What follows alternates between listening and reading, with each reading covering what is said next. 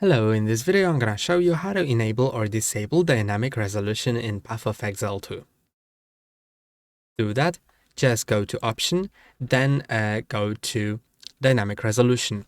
And when you leave this enabled, then your game may scale down the resolution of the screen sometimes to keep the frame rate high enough. So this is highly recommended to leave it on so your frame rate doesn't drop too often, especially when there's a lot of action on the screen, because this game includes lots of action on the screen.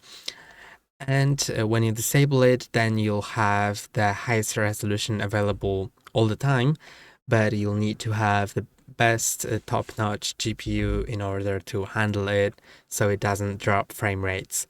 So I would leave it on personally, but if you want to, you can change it.